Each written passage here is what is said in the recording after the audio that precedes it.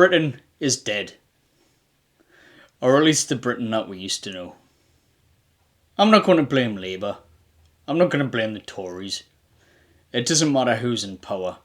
Each successive government, they seem to destroy our country just a little bit more each time. It's beyond saving now, in my opinion. Nothing can be done to reverse the damage. The cost of living crisis, or the barely managing to survive crisis, as I like to call it, and let's face it, that's what it is really for the majority of us. It's meant that many of us now are poorer than we've ever been in a long, long time. The housing crisis means that there just isn't enough homes for people to live in, despite them building new homes on every single scrap of land they can find. And then even worse, they say some of it's affordable housing. Don't make me laugh. Sure, it's an affordable house if you've got a household income of over £50,000 a year. Sure, it's affordable if you don't mind signing up for a mortgage that will last you your entire working life.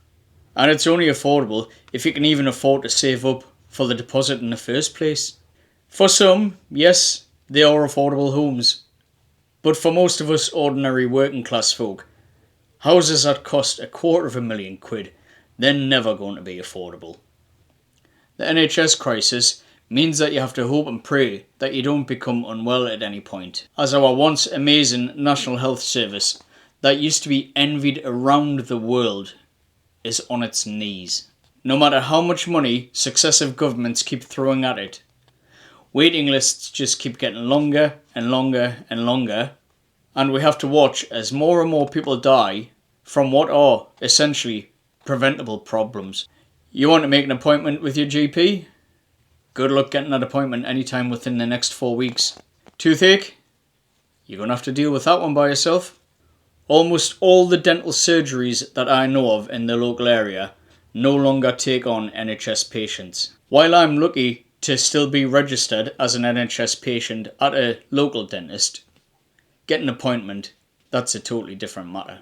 Once upon a time, we used to have checkups every 6 months, regardless, it didn't matter. Now, our dentist only wants to see you if you're having an issue. And to make matters worse, my dental surgery is changing to private only for the adult patients. So to keep your kids registered as NHS patients, the parents need to pay a membership of £16 per month. That's £192 every single year. And you don't even get any appointments included in with that price. They cost extra. The water and sewage system that was privatised decades ago, it's on the verge of collapse. Bills go up every single year to cover the ever-increasing debt pile of these now private companies that provide the water that flows through our taps.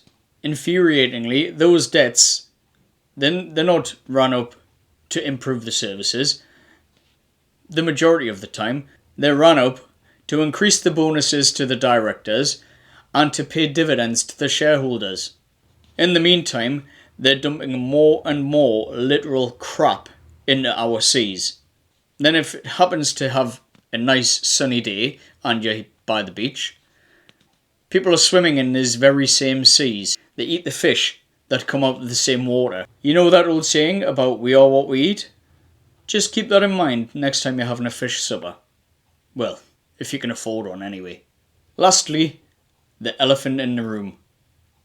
The topic most people are afraid to talk about out loud. Mass, uncontrolled, illegal migration.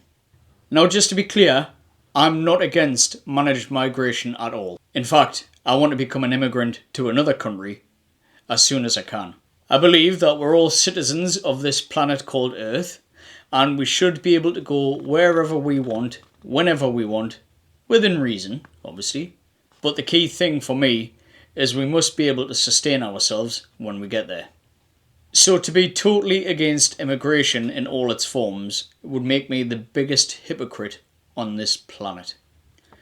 What I am against is the mass, uncontrolled, illegal migration where there just is not the infrastructure here in the UK to support such huge population increases that have happened in a relatively short space of time. For those of us that are old enough, If we think back to the governments of Maggie Thatcher, John Major, Tony Blair, Gordon Brown, David Cameron, if all of those morons had actually even bothered to try and fix the country while they were in power, we would have had more houses for people to live in. We would have had more hospital beds to treat the sick. We would have had the maintained roads, the schools, the doctors, the dental surgeries, everything that's needed to run a modern, functioning, fit-for-purpose society. But they didn't do any of that. Instead, they looked after themselves and their rich mates, and they left office as millionaires. All the while, they shafted the ordinary working class people like me and you. Minimum wage?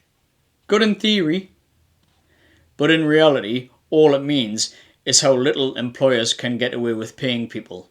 In my opinion, it's fundamentally wrong when you have companies who are making hundreds of millions or even billions of pounds profit annually, while their minimum wage 0-hour contracted staff have to rely on state benefits funded by the taxpayers and food banks just to barely keep their heads above water. It genuinely baffles me why successive governments over the last 20 years or so haven't turned around to these companies and said, come on, enough's enough. Start paying your staff a decent salary. You're making plenty of profit. Come on, give them a pay rise. They deserve it. But instead, they just get away with it. I've had enough. And I'm sorry for swearing here. But it's all fucked. I'm sick of working just to survive. I'm sick of living in fear of getting any really serious illness that may well end up being a death sentence just because I live here in the UK.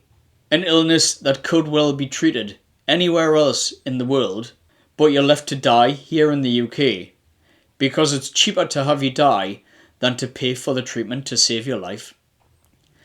I know obviously that isn't the case every single time, but in a lot of cases, people are left to die even though the drugs are there, available to save their lives.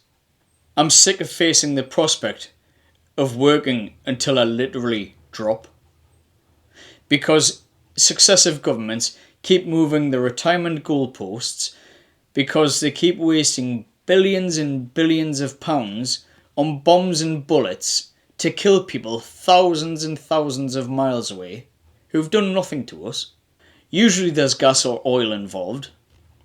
Instead of wasting the money killing people thousands of miles away, why not spend it on improving the lives of the national population instead? I've had enough. I want out. And I want out as quick as I can.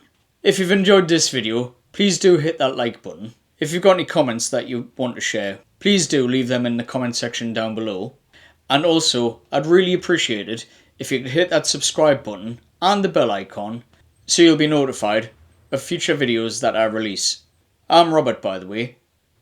And in my next video that I've got planned, I'll tell you a bit more about myself, my personal situation, and how I plan to escape the dying country that was once called Great Britain. Thanks for watching, take care, and I'll see you in the next one.